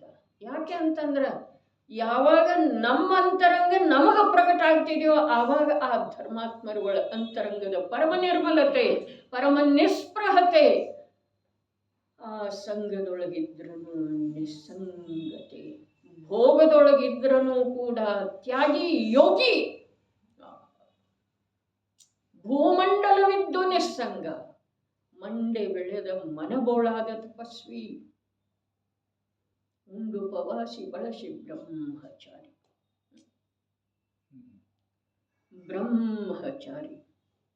ಮಿಥ್ಯಾದೃಷ್ಟಿ ಜೀವ ದೇಹದಿಂದ ಬ್ರಹ್ಮಚಾರಿ ಇರಬಹುದು. ಅವ ಪ್ರತ್ಯಕ್ಷ ಭೋಗೇಶ್ವರನೂ ಬ್ರಹ್ಮಚಾರಿ ಅಂತೆ. 96,000 ಒಬ್ಬಳೇ ಪತ್ನಿ ಅಲ್ಲ. ಈತ ಒಂದೂ ಮದುವೆ ಮಾಡಿಕೊಂಡಿಲ್ಲ. ಅದರ ದೇಹದ ಬುದ್ಧಿ, ಸಂಯೋಗದ ಬುದ್ಧಿ, ಕರ್ಮಗಳ ಉದಯದ ಉಪಾಧಿಯ ಅನುಭವ ಮಾಡ್ತಾ ಇರೋ ವೇಳೆದೊಳಗೆ ಇವು ಬ್ರಹ್ಮಚಾರಿ ಹೇಗಾಗವ್ರೆ, ಇವು ಉಪವಾಸಿ ಹೇಗಾಗವ್ರೆ. ಅವುಂಡು ಉಪವಾಸಿ ಬಳಸಿ ಬ್ರಹ್ಮಚಾರಿ, ಭೂಮಂಡಲವಿದ್ದು ನಿಸ್ಸಂಗ. ಎಲ್ಲಿದೆ? ಈಗ ಪ್ರಾರಂಭಕ್ಕೆ ಹೇಳ್ತಾ 50 ಲಕ್ಷದ ಮನೆ ಅಥವಾ 50 ಕೋಟಿ ಆಸ್ತಿ ಇಲ್ಲಿ ಬಂದಿದೆಯನ್ನು ಆತ್ಮನ ಅರೂಪಿ ಪ್ರದೇಶದೊಳಗ, ಅರೂಪಿ ಪ್ರದೇಶದಲ್ಲಿ ಪ್ರತಿ ಸಮಯಕ್ಕೆ ಉತ್ಪನ್ನವಾಗುವಂತಹ ಪರ್ಯಾಯದೊಳಗೆ ಬಂದಿದೆ ಅನ್ನೋದ ಅದು ಎಲ್ಲಿದೆ ಅಲ್ಲೇ ಇದೆಯೋ ಅಥವಾ ಇಲ್ರಿ? ಧನ, ಚಿನ್ನ, ಎಫ್ಡಿ, ಆಸ್ತಿ, ಸಹಿತ, ವಾಹನ ಎಲ್ಲಿದಾವ ಅಲ್ಲೇ ಅದಾವೆ. ಈ ಜೀವದ ಅರೂಪಿ ಪ್ರದೇಶದೊಳಗ ಅಥವಾ ಅರೂಪಿ ಪ್ರದೇಶದಲ್ಲಿ ಆಗುವಂತಹ ಪ್ರತಿ ಸಮಯದ ಪರ್ಯಾಯದೊಳಗೆ ಬಂದಿದ್ದಾವೆ ಅಂದ್ರೆ ಅವ ಮತ್ತೆ ಯಾಕೆ ನಂದು ಅಂತಂದ್ರೆ ಇವ ಯಾಕೆ ನಂದಂತಾನೆ, ಯಾವ ಕಾರಣದಿಂದ ಅಂತಾನು, ಅದಕ್ಕೆ ಕಾರಣರೇ ಬೇಕಲ್ಲ. ಹೌದಪ್ಪ, ಬಂದಿದ್ದನ ನನ್ನ ಅನ್ಲಿಕ್ಕೆ ಅಡ್ಡಿ ಇಲ್ಲ. ಅದು ಎಲ್ಲಿದೆ ಅಲ್ಲೇ ಇದೆ. ಹೆಸರಿನೊಳಗದ ನೀವು, ಚಿನ್ನದೊಳಗದನು. ಇವು ಅದರೊಳಗೆ ಹೋಗಿಲ್ಲ, ಅವು ಇವನೊಳಗೆ ಬಂದಿಲ್ಲ. ಆದ್ರೆ ನಮ್ಮನ್ನ ನಾವು ಪ್ರಶ್ನೆ ಮಾಡೋಣಲ್ಲ, ನಂದಂತ ಹೇಳಿ ಯಾವ ಕಾರಣದಿಂದ ಅಂತ ಇದ್ದೀಯಪ್ಪ, ನನ್ನ ಮಗ ಅಂಥೇಳಿ ಯಾವ ಕಾರಣದಿಂದ ಅಂತ ಇದ್ದಿ. ಅಲ್ಲಿ ದೀಕ್ಷಾರ್ಥಿ ಮುಖದಿಂದ ಭಗವಾನ್ ಕುಂದ ದೇವು ಪ್ರವಚನ ಸಾರದೊಳಗ ಚರಣಾನುಯೋಗ ಸೂಚಿಕೆ ಚೂಲಿಕೆಯ ಆರಂಭದೊಳಗೆ ದೀಕ್ಷಾ ತಗೊಳ್ಳಿಕ್ಕೆ ಹೊರಟಂಥ ಆ ಪುರುಷನ ಮುಖದಿಂದ ಏನು ಮಾತಾಡಿಸಿದ್ದಾರೆ ಅದರ ವಿಚಾರ ಎಂದಾದರೂ ಮಾಡಿದ್ದೇವೆ ನಾವು. ಈ ಜನಕನ ಆತ್ಮನೇ, ನಿನ್ನ ಆತ್ಮನಿಂದ ನನ್ನ ಆತ್ಮನ ಜನ್ಮ ಇಲ್ಲ. ಒಂದೊಂದು ಶಬ್ದದೊಳಗೆ ಏನಿದೆ, ಕುಂದು ಸಾಹಿತ್ಯ. ಅಮೃತ ಚಂದ್ರ ಆಚಾರ್ಯರು ಯಾವ ರೀತಿ ತೆಗೆದಿಟ್ಟಿದ್ದಾರೆ, ಪ್ರಕಾಶಿತಪಡಿಸಿದ್ದಾರೆ. ಅದರ ನೋಡುವ ಸಲುವಾಗಿ ನಮಗೆ ಒಳ್ಳೆಗಿಲ್ಲ. ಅದಿದೆ, ಇದಿದೆ, ಇದಾದ್ಮೇಲೆ ಅದು ಕೆಲಸ, ಅದಾದ್ಮೇಲೆ ಇದಾದ್ಮೇಲೆ ಯಾವುದಾದ್ಮೇಲೆ ಯಾವುದ, ಬಸ್ ಜನ್ಮ ಆದ್ಮೇಲೆ ಮರಣ, ಮರಣ ಆದ್ಮೇಲೆ ಜನ್ಮ, ಮತ್ತೆ ಯಾವುದಿದೆ ರೀ? ಅಷ್ಟೇ ಇದೆ. ಜನ್ಮ ಆದ್ಮೇಲೆ ಕೆಲಸ ನಮ್ಮದು. ಆತ್ಮಂದ ಏನ್ ನಡೆದದ್ದು ಇದೆ, ಮರಣದ ಕಡೆಗೆ ಹೋಗೋದು. ಉಳಿದದ್ದೇನಿದೆ, ಅಡಿಗೆ ಮಾಡ್ನೋ, ಧನ ಸಂಪಾದನೆ ಮಾಡ್ನೋ, ವಿದ್ಯಾ ಸಂಪಾದನೆ ಮಾಡ್ನೋ, ಇದೇನ ಜೀವ ಮಾಡ್ತಾ ಇದ್ದಾನೆ. ಜೀವದ ಸಂಯೋಗದೊಳಗೆ ಉದಯದ ಅನುಸಾರ ಆಗ್ತಾ ಇದೆ. ಮಾಡ್ತಾ ಇದ್ರೆ ಪ್ರತಿಯೊಬ್ಬ ಜೀವದ ಇಚ್ಛಾನುಸಾರ ಯಾಕೆ ಆಗ್ತಾ ಇಲ್ಲ? ಮಾಡ್ತಾ ಇದ್ರ ಆಗ್ಬೇಕಲ್ಲ. ಹಾಗಾದ್ರೆ ಮಾಡ್ತಾ ಇಲ್ಲ, ಅವನು ಮಾಡ್ತಾ ಇರೋದು ಒಂದೇ, ಏನ ನಾನು ನಾನು ನಾನು ಅದರೊಳಗೆ ಅನುಭವ ಮಾಡ್ತಾ ಇದ್ದಾನೆ. ಆ ರೂಪದ ಅನುಭವ ಮಾಡ್ತಾ ಇದ್ದಾನೆ. ಅದರಲ್ಲಿ ಏನೂ ಮಾಡ್ತಾ ಇಲ್ಲ, ಆ ರೂಪದ ಅನುಭವ ಮಾಡ್ತಾ ಇದ್ದಾನೆ. ಅದು ಅನುಭವ ಮಾಡ್ತಾ ಮಾಡ್ತಾ ಎಲ್ಲಿ ಹೋಗ್ತಾ ಇದ್ದಾನೆ? ಮರಣದ ಕಡೆಗೆ ಹೋಗ್ತಾ ಇದ್ದಾನೆ. ಮತ್ತೆಲ್ಲಿ ಹೋಗವ್ರೆ? ಮಾರ್ಗ ಎರಡೇ ಅದಾವ್ರೆ ಅವನಿಗೆ. ಜನ್ಮ ಆಯ್ತು ಅಂತಂದ್ರೆ ಮರಣದ ಕಡೆಗೆ ಹೋಗೋದ, ಮರಣ ಆಯ್ತು ಅಂತಂದ್ರೆ ತಕ್ಷಣ ಜನ್ಮ ಸ್ಥಾನವನ್ನು ಹುಡುಕೋದು. 3-4 ಸಮಯದೊಳಗೆ, 3 ಅಥವಾ 4 ಸಮಯದೊಳಗೆ, ಉತ್ಕೃಷ್ಟ ಅಂದ್ರೆ 4 ಸಮಯದೊಳಗೆ ಜನ್ಮಕ್ಕೆ ಪ್ರಾಪ್ತ ಆಗೋದು. ಮಾತೆಯ ಗರ್ಭದೊಳಗೆ ಹೋಗೋದಂದ್ರೆ ಜನ್ಮ. 48 ನಿಮಿಷ 6 ಪರ್ಯಾಪ್ತಿ ಪ್ರಾಪ್ತ ಆಯ್ತು ಅಂತಂದ್ರೆ ಪರ್ಯಾಪ್ತ ಮನುಷ್ಯರೇವ. ದೇಹ ಆಗಿಲ್ಲಿನ್ನು ಪರ್ಯಾಪ್ತ ಮನುಷ್ಯ. ಅಂತರ್ಮುಹೂರ್ತ ಕಳಿತಗವ್ರನ್ನೋರು 1 ಗಂಟೆ ಅಲ್ಲೇ ಉಳಿದ, ದೇಹ ಇಲ್ಲ, ಪತ್ತೆ ಇಲ್ಲ, ಲೋಕದ ಯಾವ ಜೀವಕ್ಕನೂ ಪರಿಚಯ ಇಲ್ಲ, ಆ ಮಾತೆಗನೂ ಪರಿಚಯ ಇಲ್ಲ, ಆ ಪಿತನಿಗೂ ಪರಿಚಯ ಇಲ್ಲ. ಹೊರಟು ಹೋಯ್ತು ಜೀವನ. ಒಂದು ಮನುಷ್ಯ ಭವ ಹೋಯ್ತು. ಎಂಥದ್ದ? ಪರ್ಯಾಪ್ತ. ಮನಪರ್ಯಾಪ್ತಿ ಆಗಿತ್ರಿ ವಿಜಯ ಭಯಲ್ಲಿ ಅಂತರ್ಮುಹೂರ್ತದೊಳಗೆ. ಅದರ ವಿಚಾರ ಇಲ್ಲಿ ಮಾಡ್ತಿದ್ದೆ. ಈಗೇನು ವಿಚಾರ ಮಾಡ್ತಾ ಇದೆ? ಇಷ್ಟು ದೊಡ್ಡ ದೇಹವನ್ನು ಧಾರಣ ಮಾಡಿ ಇಲ್ಲಿ ವಿಚಾರ ಏನು ಮಾಡಿ? ದೇಹದಿಂದ ವಿಚಾರ ಆಗೋದಿಲ್ಲ ಪ್ರಭು. ಇಂದ್ರಿಯಗಳ ತೀಕ್ಷ್ಣ ಇದಾವೆ, ಆಗಿದೆ. ವಿಚಾರ ಯಾವುದರಿಂದ ಆಗ್ತಿದೆ? ಜ್ಞಾನ ಸಾಮರ್ಥ್ಯ, ವಿಚಾರ ಶಕ್ತಿ ಆ ಅರೂಪಿ ಚಿನ್ಮಾತ್ರ ವಸ್ತುವಿಂದ ಇದೆ. ಆ ಚಮತ್ಕಾರಿ ವಸ್ತು ಕಾಣುವುದಿಲ್ಲ ಕಣ್ಣಿಗೆ, ಅದರ ಕಾರ್ಯ ಮಾಡ್ಕೊಂಡು ಬಿಡ್ತಾರೆ. ಸಮ್ಯಕ್ ದರ್ಶನ ಕಾಣ್ತಿದೆ ರೀ, ಮೋಕ್ಷ ಮಾರ್ಗ ಕಾಣ್ತಿದೆ, ಶ್ರದ್ಧೆಯ ಪರ್ಯಾಯ ಕಾಣಿಸ್ತಿದೆ.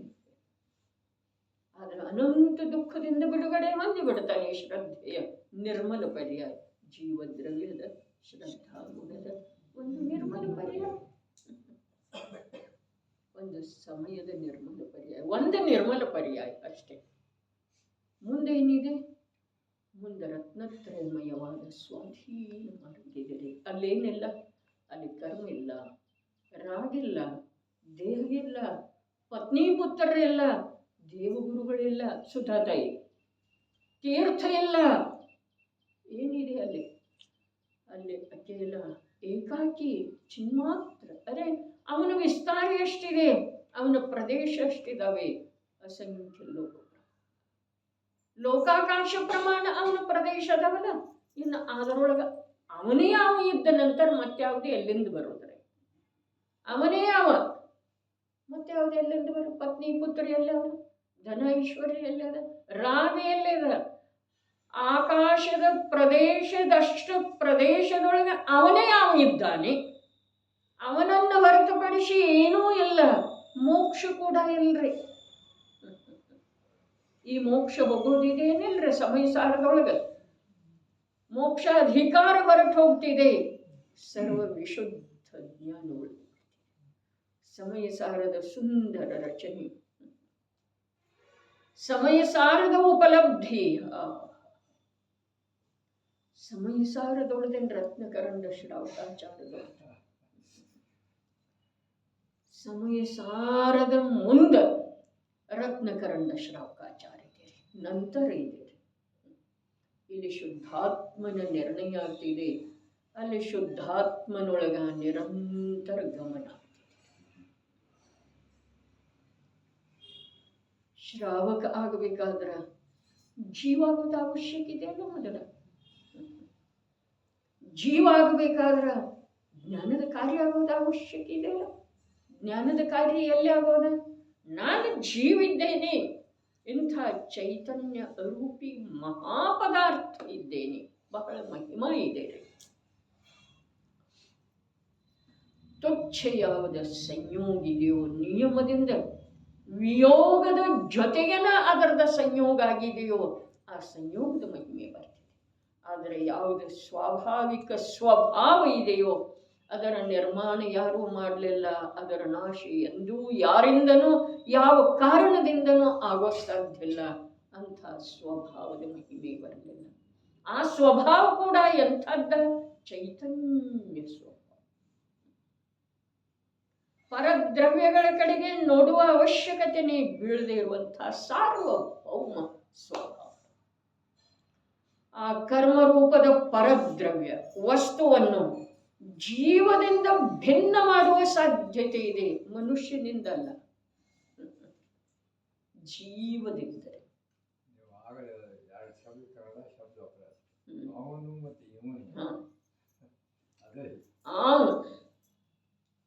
ಅಲ್ಲಿ ಭವ್ಯಾಮೃತಕಾರ ಹೇಳಿದ್ರಲ್ಲ, ಇದ ಚೇತನ, ಇದ ಅಚೇತನ, ಇದ ಅಚೇತನ. ಯಾವ್ದ ಯಾವ್ದ? ಇದಂದ್ರೆ ದೇಹ ಏನ? ಈ ದೇಹವನ್ನ ನಾನು ಅನ್ನೋದಿಲ್ಲ, ಅಚೇತನ. ದೇಹದ ಮೇಲೆ ಆರೋಪರೇ. ಇದು ಅಚೇತನ. ಇದಕ್ಕೆ ಅಚೇತನ ಅನ್ನೋದ್ರದ್ದೇನು ಪರಿಚಯ ಇಲ್ರಿ. ಆದ್ರೆ ಇದು ನಾನು ಅಂತ ಇದೆಯಲ್ಲ, ಅದು ಅಚೇತನ. ಆದ್ರೆ ಅದು ಚೇತನ ಅಂತ ಹೇಳಿ ಹೇಳಿದ್ರಲ್ಲ, ಅದು ಯಾವ್ದ? ಇದುವರೆಗೆ ನನ್ನ ಲಕ್ಷ್ಯದೊಳಗೆ ಬರಲಿಲ್ಲಲ್ಲ, ಅದು ಚೇತನ. ಇದ ಚೇತನ ಪುದ್ಗಲ. ಇದ ದೇಹ ಪುದ್ಗಲ ಅಲ್ಲ, ದೇಹವನ್ನು ನಾನು ಅನ್ನೋದು ಯಾವುದಿದೆಯೋ ಅದು ಪುದ್ಗಲ. ಇದ ಚೇತನ ಪುದ್ಗಲ, ಅದು ಚೇತನನೆಂದ ಏನು ಅವು ಎರಡಿದಾವೆ ಅನ್ನೋದ್ರ ಅಷ್ಟೇ. ಹಸಿ ಮೇಲೆ ಬಿದ್ದು ಮಾಡೋನು, ನಡೀತಾ ನಡೀತಾ ಮಾಡೋನು, ತಿಂತ ಮಾಡೋನು, ಬೇರೆ ಏನೆಲ್ಲ ವಿಚಾರ ಮಾಡ್ತಾ ಇರ್ತೇವಲ್ಲ, ಇದು ಅಚೇತನ. ನಾನು ತಿಂತಾ ಇದ್ದೇನೆ ಅನ್ನೋ ಭಾವ ಅಚೇತನ. ನಾನು ನಡೀತಾ ಇದ್ದೇನೆ ಅನ್ನೋ ಭಾವ ಅಚೇತನ. ದೇಹದ ಯೋಗ್ಯತೆಯಿಂದ ನಡೀತಾ ಇದೆ, ನಾನು ನಡೆಸ್ತಾ ಇಲ್ಲ. ಅದನ್ನ ನಡೆಸ್ತಾ ಇದ್ರ ಪ್ಯಾರಲಿಸಿಸ್ ಆಗ್ತಿದೆ, ಅವಾಗ ನಡೆಸೋ ಭಾವ ಒಂದು ಇರ್ತಿದೆ ಅಲ್ಲ, ಅವಾಗ ಯಾಕೆ ನಡೆಯೋದಿಲ್ರಿ? ಅದ ಈ ವಸ್ತು ಸ್ವಾತಂತ್ರ್ಯವನ್ನ, ಅನಾದಿ ನಿಧನ ಪೃಥಕತೆಯನ್ನ ಎಲ್ಲಿಯವರೆಗೆ ನಾವು ನಮ್ಮ ಜ್ಞಾನದಿಂದ ಪ್ರತ್ಯಕ್ಷ ಸ್ಪಷ್ಟ ಪ್ರಕಟ ರೂಪದಿಂದ ನೋಡುವುದಿಲ್ಲವೋ ಅಲ್ಲಿಯವರೆಗೆ ನಮ್ದು ಏನೂ ಆಗೋದಿಲ್ಲ. ಬ್ರಹ್ಮಾನಂದನ್ನ ಏನೂ ಆಗೋದಿಲ್ಲ. ಏನೂ ಆಗೋದಿಲ್ಲ ಅಂದ್ರೆ ಯಾವ ಸುಖದ ಅಂಶನೂ ನಮಗೆ ಸಿಗೋದಿಲ್ಲ, ಯಾವ ಸುಖದ ಮಾರ್ಗದ ಪರಿಚಯನೂ ನಮಗಾಗೋದಿಲ್ಲ. ನಮ್ಮ ಅಸ್ತಿತ್ವನೇ ನಮಗೆ ತಿಳಿದು ಬರೆದಿದ್ರ, ನಮ್ಮ ಪೃಥಕತೆನೇ ನಮಗೆ ತಿಳಿದು ಬರೆದಿದ್ರ ನಮ್ದು ಏನಾಗೋದಿದೆ ಹೇಳಿ?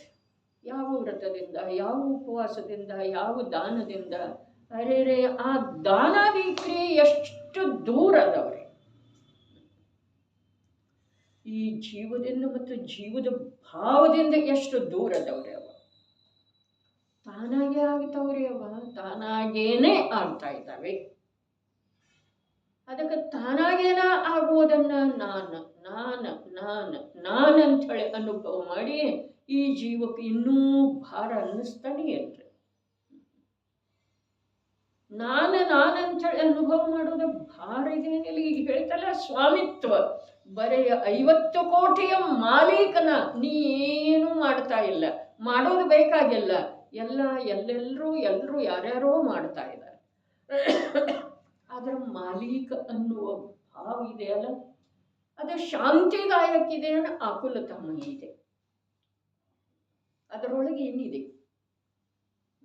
ಮಾಲೀಕತ್ವದ ಭಾವದೊಳಗೆ, ಅನುಭವದೊಳಗೆ ಶಾಂತಿ ಇದೇನ, ಆಭಾಸ ಇದೆರಿ ಸುಖದ.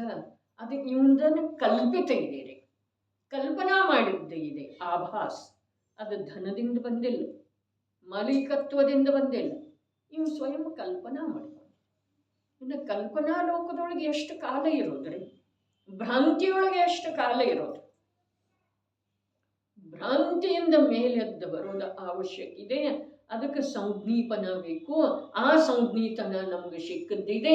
ಅದರ ಭ್ರಾಂತಿಯಿಂದ ನಮಗೆ ಮೇಲೆ ಎಳಲಿಕ್ಕೆ ಅವಕಾಶ ಇಲ್ಲ. ಅವಕಾಶ ಇಲ್ಲ ಅಂತಂದ್ರೆ ಪರದ್ರವ್ಯದ ಮೂಲಕ ಅವಕಾಶ ಇಲ್ಲೋ, ಅಥವಾ ಪರದ್ರವ್ಯದ ಕಡೆಗೆ ನಂದು ಏಕತೆ ಇದೆಯಲ್ಲ, ಆ ಏಕತೆಯ ಮಧ್ಯದೊಳಗೆ ಅವಕಾಶ ಇಲ್ರಿ. ಪರದ್ರವ್ಯ ಏನು ನೀವಿಷ್ಟು ಮಾಡಿಕೊಡ್ರಿ ನೋಡಿ ನಮ್ಮ ಕೆಲಸ ಅಂತ ಇಲ್ರಿ, ದೇಹ ಅಂತ ಇಲ್ಲ. ಪ್ರತಿಯಾಗಿ ನೀವು ನಮ್ಮ ಕೆಲಸದೊಳಗೆ ಹಸ್ತಕ್ಷೇಪ ಮಾಡಬೇಡ್ರಿ ಅಂತ ಹೇಳ್ತಾರೆ. ಆದ್ರೂ ಆ ದೇಹನೇ ಹೇಳ್ತಾ ಇದ್ದೀರಿ, ಉಳಿದವ್ರದ್ದು ಮಾತು ಬಿಡ್ರಿ. ಉಳಿದವ್ರಿಗಂತೂ ನಮ್ಮ ಹಸ್ತಕ್ಷೇಪ ಇಷ್ಟನೇ ಆಗೋದಿಲ್ಲ. ಯಾಕೆ? ನಮ್ಗಾಗೋದಿಲ್ಲ, ಅರ್ಥಾತ್ ಅವ್ರಿಗೂ ಆಗೋದಿಲ್ಲ. ಹೌದಿಲ್ಲ? ಇಂಥ ಸುಂದರ ಅವಕಾಶ, ಪೃಥಕತೆಯನ್ನು ತಿಳಿಯುವ ಅವಕಾಶ, ನಾವಲ್ಲಿ ಮತ್ತೆ ಖೇದಕ್ಕಿನ್ನಾಗ್ತೀವಿ. ಏನು ಹೇಳ್ತಾ ಇದ್ದಾರೆ? ಪರದ್ರವ್ಯಗಳೆಂದು ತಿಳಿದು ಅವುಗಳನ್ನು, ಯಾವವುಗಳನ್ನು?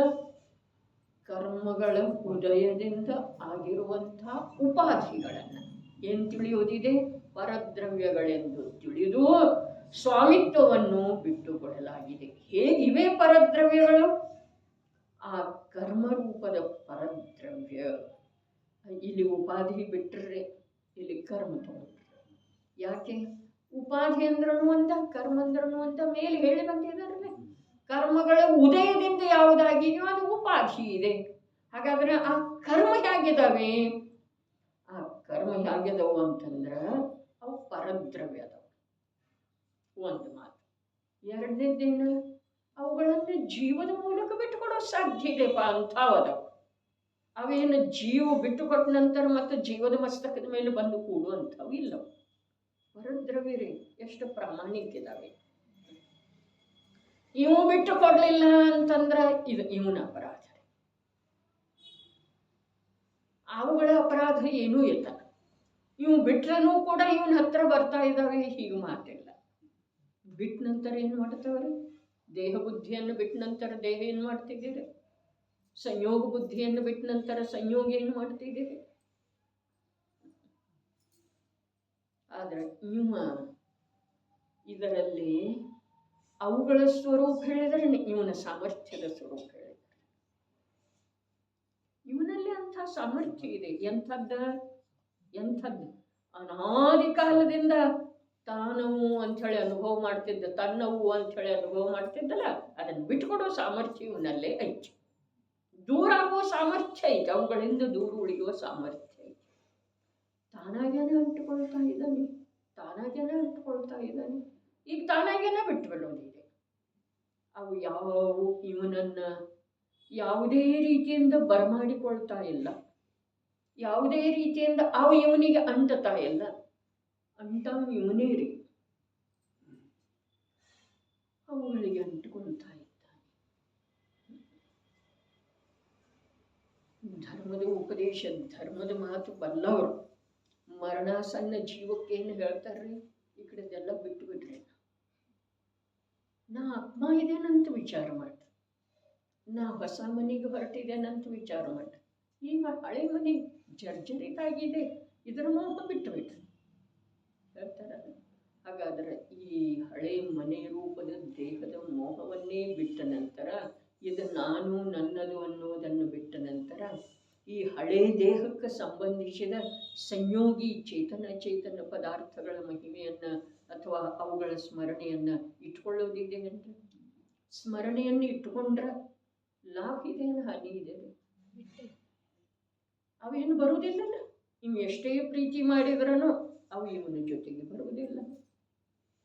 ಮತ್ತು ಬಿಟ್ರೆ ಇವನಿಗೇನು ಲಾಭ ಇದೆ ರೀ? ನಿರ್ಭರತೆ ಇದೆ. ನಿರ್ಭರತೆ ಭಾರ ಯಾವುದರದ?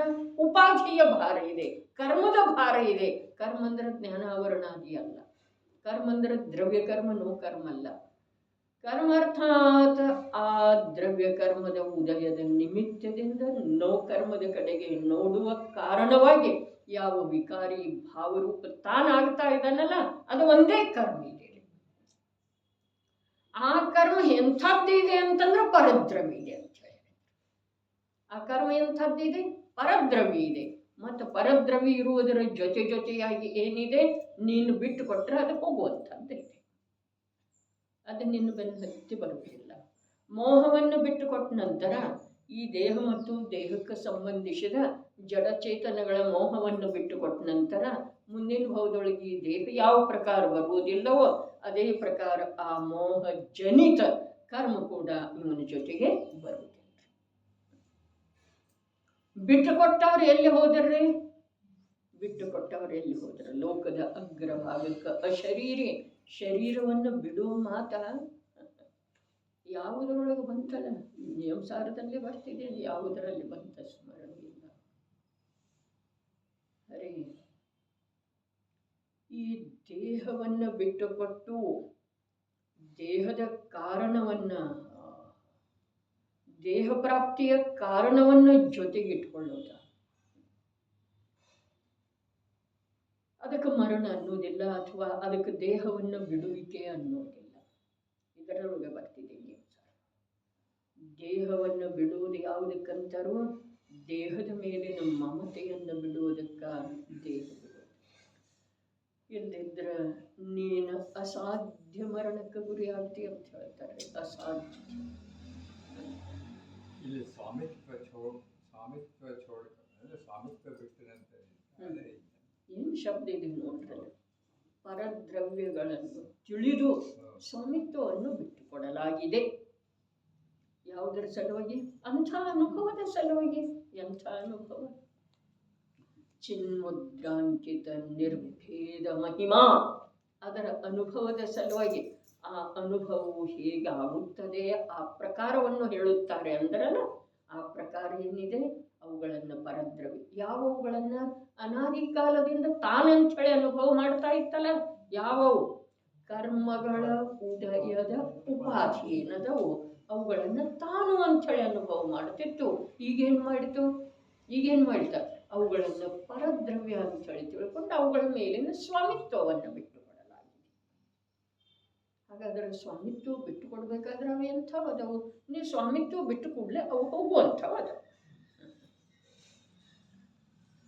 ಇಷ್ಟು ಕಾಲದಿಂದ ನಿನ್ನ ಜೊತೆಗಿದೇನೋ ಅಂಥೇಳಿ ಮತ್ತೆ ಹಾಗೆ ಅವು ಬೆನ್ನು ಹತ್ಕೊಂಡು ಬರೋದಿಲ್ಲ. ಇವು ಬಿಟ್ಟರೆ ಸಾಕು, ಅವು ಹೋದು ನಡೆ. ಆದರೆ ಇವೇನು ಬಿಡ್ಲಿಕ್ಕೆ ತಯಾರಿಲ್ಲ. ಅದಕ್ಕೆ ಹಿಂದೊಮ್ಮೆ ಹೇಳಿತ್ತಲ್ಲ, ನಿರ್ಣಯ ಒಮ್ಮೆ ಬೇಕು ಜೀವನದೊಳಗೆ. ನಾನು ಇನ್ನು 10 ವರ್ಷ ಕಳೆದ ನಂತರ, 20 ವರ್ಷ ಕಳೆದ ನಂತರ ಯಾವುದೋ ಒಂದು ತಮಗೆ ನಿರ್ಣಯ ಬೇಕು. ಈ ಭವಕ್ಕೆ ಸಂಬಂಧಿಸಿದ ಯಾವುವು ಜಡಚೇತನ ಪದಾರ್ಥಗಳ ಕುರಿತು ಮೋಹ ಮಾಡುವುದಿಲ್ಲ. ಆ ಪ್ರಕಾರದ ಅಭ್ಯಾಸ. ನಿಮ್ಮ ನಿಮ್ಮ ಇದರ ಪ್ರಕಾರ 100 ವರ್ಷ ಇಟ್ಕೊಳ್ರಿ ಅಂತ ಹೇಳಿ ಹೇಳಿರ್ತಾನೆ. 100 ವರ್ಷ ಇಟ್ಕೊಳ್ರಿ, 100 ವರ್ಷ ಇನ್ನೇನು ನಾವು ಬದುಕವ್ರದೇವು. ಹಾಗಾದ್ರೆ ಅದಕ್ಕೆ ಮೋಹ? ಬದುಕವ್ರು ಇಲ್ಲ ಅಂದಮೇಲೆ ಅದಕ್ಕೆ ಮೋಹ. 100 ವರ್ಷ ಯಾತಕ್ಕೆ ಇಟ್ಕೊಳ್ರಿ ಅಂತ ಹೇಳಿ ಹೇಳಿತು? ಅರೆ ನೀ ಬದುಕವನ ಅದೇ, ದೇಹ ಇಲ್ದಿದ್ರೂ ಇನ್ನೊಂದು ದೇಹದೊಳಗೆ ಹೋಗಿ ನೀ ಮತ್ತೆ ಅಲ್ಲಿ ನಂದ ನಂದ ನಂದ ನಾವೇ. ಅದಕ್ಕೆ ಈ ಅಣುವ್ರತ, ಗುಣವ್ರತ, ಶಿಕ್ಷಾವ್ರತ ಇವೇನದವರ ಎಂಥ ಅಭ್ಯಾಸದ ಮಾತದ. ಇಷ್ಟು ಯೋಜನದಿಂದ ಹೊರಗೆ ಹೋಗುವುದಿಲ್ಲ, ನಿನಗೆ ಹೋಗು ಪ್ರಸಂಗನೇ ಇಲ್ಲ. ಆದರೆ ಹೋಗುವುದಿಲ್ಲ ಅನ್ನೋದು ನಿರ್ಣಯ ಬೇಕು. ಅಲ್ಲಿಗೆ ಸಂಬಂಧಿಸಿದ ಯಾವ ವಿಚಾರ ಇಲ್ಲ, ಯಾವ ವಸ್ತುವಿನ ಮಹಿಮೆ ಇಲ್ಲ, ತರಿಸ್ಬೇಕನ್ನೋದೇ ಇಲ್ಲ. ನಾ ಅಷ್ಟಮಿ ದಿವಸ ಹೊರಗೆ ಹೋಗುವುದಿಲ್ಲ, ನಾ ಹೋಗುವುದಿಲ್ಲ, ಅದಕ್ಕೆ ನೀವು ತಗೊಂಡು ಬರ್ರಿ. ಎಲ್ಲ ಒದ್ದಾಟ ಮಾಡ್ತೇವೇನಲ್ರಿ ನಾವು. ಇದಕ್ಕೆ ನಾವು ವ್ರತ ಅಂದುಕೊಂಡಿದ್ದೇವ್ರೆ, ಇದಕ್ಕೆ ನಾವು ಧರ್ಮ ಅಂತ ನಂಬಿದ್ದೇವ್ರೆ. ಬಹಳ ಈ ಧರ್ಮದ ಸೂಕ್ಷ್ಮತೆ, ವ್ರತದ ಸೂಕ್ಷ್ಮತೆ, ಆಚರಣೆಯ ಸೂಕ್ಷ್ಮತೆ, ಶ್ರದ್ಧಾ ಜ್ಞಾನದ ಬಲ ಇವು ನಮಗೆ ತಿಳಿಲಿ. ಸೂಕ್ಷ್ಮತೆ ಅದರಲ್ಲೇ ಬರಬೇಕಾದ್ರೆ ಆ ವಸ್ತುವಿನ ಕುರಿತಾಗಿ, ಸ್ವವಸ್ತುವಿನ ಕುರಿತಾಗಿ, ಸ್ವವಸ್ತುವಿನಿಂದ ಭಿನ್ನ ಇರುವಂಥ ಪರವಸ್ತುಗಳ ನಿರ್ಣಯ ಆಗುವುದು ಅವಶ್ಯಕ. ಸ್ವಾಮಿತ್ವ ಬಿಟ್ಟು ಅಲ್ಲಿ ಅವನು ಸೋತು ಬಿಡುವುದಿಲ್ಲರಿ, ನಿರುಪಾಯ ಆಗಿ ಬಿಡುವುದಿಲ್ಲ. ಅವನಿಗೆ ಅವಶ್ಯಕನ ಅನಿಸೋದು. ಬಹಳ ಸುಂದರ ಇದೆ ರತ್ನಕರಂಡ ಶ್ರವಕಾಚಾರದಲ್ಲಿ ಶಿಕ್ಷಾವ್ರತದ ಮಾತು. ರತ್ನಕರಂಡ ಶ್ರವಕಾರ ಕಂಠ ಅಥವಾ ಹೃದಯದಾಗ ಕುಂತಿರಿ ಪೂರ್ಣ ಗ್ರಂಥ ಸಮಯ ಸರ್ ಒಂದು 4 ಸಾರಿ ಹೋದ್ರೂ ಅವಾಗ ಸಾಕಾಗ್ತದೆ. ಖರೆ ಅಂತ ಕೊನೆಗೆ ಹೇಳಿದಾರಲ್ಲ, ವೀತ ಕಲಂಕ ದೋಷ. ಯಾವ ಜೀವ ಕಲಂಕದಿಂದ ದೋಷದಿಂದ ರಹಿತಾಗಿದನೋ ಅವ ಶ್ರದ್ಧಾ ಜ್ಞಾನ ಚಾರಿತ್ರಮಯ ತನ್ನ ಜೀವನ ಪೆಟ್ಟಿಗೆ ಕರಂಡಕ ಮಾಡಿಕೊಂಡಿದ್ದಾನೆ. ರತ್ನಗಳ ಕರಂಡಕ, ಸಮ್ಯಕ್ ದರ್ಶನ, ಸಮ್ಯಕ್ ಜ್ಞಾನ, ವೀತ ಕಲಂಕ. ಅದರ ಪೆಟ್ಟಿಗೆ ಮಯ ಇವನ ಜೀವನ ಆಯಿತು ಅಂತಂದ್ರೆ ಎಲ್ಲಿ ಕಲಂಕ ದೋಷ ಎಲ್ಲಿ ಉಳಿತು? ಎಲ್ಲಿ ಸದೃಷ್ಟಿ ಜ್ಞಾನ ವೃತ್ತಾನಿ ಹೇಳಿದ್ರು ಅಲ್ಲಿ ಕೊನೆಗೊಯ್ದು ಅದನ್ನು ಮುಟ್ಟಿದ್ದಾರೆ. ಗ್ರಂಥದ ಹಾರ್ದ ಏನಿದೆ ಅದನ್ನು ತಿಳ್ಕೊಳ್ಳಿಕ್ಕೆ ಬೇಕ್ರಿ. ನ ವಿಬೋಧಿ ಅಪ್ಪ ಮತ್ತು ನಪ ಮತ್ತು ಅದು ಸಮ್ಯಕ್ ದರ್ಶನದ ಕಾರಣ ಇದೆ. ಅವರ ಸದೃಷ್ಟಿ ಜ್ಞಾನ ವೃತ್ತಾನಿ ಮುಂದಿನ ಮಾತಿದ್ದಾರೆ, ಅದ ಮೊದಲಿನ ಮಾತು ಸಮಯ ಸಾರಿ. ಇವರೇನು ಹೇಳಿದ್ರು? ನಾನು ಪ್ರಮತ್ತನೂ ಇಲ್ಲ, ಜಾಣವೋ ರುಜು ಭಾವ, ಒಂದು ನ್ಯಾಯಕ ಭಾವ, ಒಂದು ನ್ಯಾಯಕ ಭಾವ ಅದೇ ಇದ್ದೇನೆ, ಅದನ್ನು ಬಿಟ್ಟು ಬೇರೆ ಏನು. ಹೀಗೆ ನಿರಂತರದ ಅಭ್ಯಾಸ ಜ್ಞಾನದೊಳಗೆ ಆದ ನಂತರ ಸಮ್ಯಕ್ ದರ್ಶನ ಆಗೋದಿಲ್ಲ ಅನ್ನೋ ಎಲ್ಲೇ ಮಾತ್ರ. ಯಾಕಾಗೋದಿಲ್ಲ? ಕಾರಣ ಏನು? ಕಾರಣ ಬೇಕಲ್ಲ. ಕಾರಣ ಏನು? ಯಾಕಾಗೋದಿಲ್ಲ? ನಾನು ಒಂದು ಜ್ಞಾತ ಸ್ವಭಾವಿ, ನ್ಯಾಯಕ ಸ್ವಭಾವಿ, ಅರೂಪಿ ತತ್ವ ಇದ್ದೇನೆ. ನಾನು ಯಾವುದನ್ನೂ ಸ್ಪರ್ಶ ಮಾಡಲಿಲ್ಲ, ಯಾವುದೂ ನನ್ನನ್ನು ಸ್ಪರ್ಶ ಮಾಡಲಿಲ್ಲ. ಅದಷ್ಟು ಪ್ರಾಮಾಣಿಕಿದೆ. ವಿಶ್ವದ ಅಣು ಪರಮಾಣು ಇಷ್ಟು ಪ್ರಾಮಾಣಿಕಿದಾವೆ. ನನ್ನನ್ನು ಸ್ಪರ್ಶ ಮಾಡುವ ದುಸ್ಸಾಹಸ ಅವು ಮಾಡೋದನ್ನೇ ಇಲ್ಲ. ಆದರೆ ನಾನೇ ಇಂಥ ನನ್ನ ಸ್ವರೂಪವನ್ನು, ಜ್ಞಾತ ಸ್ವರೂಪವನ್ನು, ನ್ಯಾಯಕ ಸ್ವರೂಪವನ್ನು ತಿಳಿಯದೇ ಇರುವುದರಿಂದ ಇದನಂದ ಸ್ವಾಮಿತ್ವವನ್ನು ಬಿಟ್ಟುಕೊಡಲಾಗಿದೆ. ಈ ಮುಂದಿನ ಮಾತು ಏನಿತ್ತು? ಭೇತ್ತೋ ಶಕ್ಯತೆ, ಜೀವದಿಂದ ಭಿನ್ನ ಮಾಡುವ ಸಾಧ್ಯತೆ ಇದೆ. ಅದಕ್ಕೆ ನಾವು ಏನಾಗ್ಲಿಕ್ಕೆ ಬೇಕೆಲ್ಲಕ್ಕಿಂತ ಮೊದಲ ಜೀವ. ನಾವು ಮನುಷ್ಯ, ರೋಗಿ, ಸ್ತ್ರೀ, ಪುರುಷ, ವೃದ್ಧ ಇವೆಲ್ಲ ನಮ್ಮ ಬುದ್ಧಿಯೊಳಗೆ ಅಭೇದ ರೂಪದಿಂದ ಮನೆ ಮಾಡಿ ಕೂತಿರೋ ವೇಳೆದೊಳಗ ನಮಗೆ ಈ ಮಾತು ಇವುಗಳನ್ನು ದೂರ ಮಾಡುವ ಮಾತ ಬರುವುದಿಲ್ಲ. ಸಾಧ್ಯತೆ ಇದೆ ಎಂದರೆ ದೂರ ಮಾಡಲಾಗುತ್ತದೆ. ಯಾವ ಕಾರಣದಿಂದ? ಸ್ವಲಕ್ಷಣ ಬಲಾತ್. ಸ್ವಲಕ್ಷಣ. ಜೀವದ ಲಕ್ಷಣವು ಚೇತನವಿದೆ, ಕರ್ಮದ ಲಕ್ಷಣವು ಅಚೇತನವಿದೆ. ಇಂಥ ಭೇದದ ಬಲಾತ್, ಬಲಾತ್ನ ಅರ್ಥ ಏನು ಮಾಡಿದರೆ ಸಹಾಯದಿಂದ, ಬಲವಂತತೆ ಅಲ್ಲ, ಸಹಾಯದಿಂದ.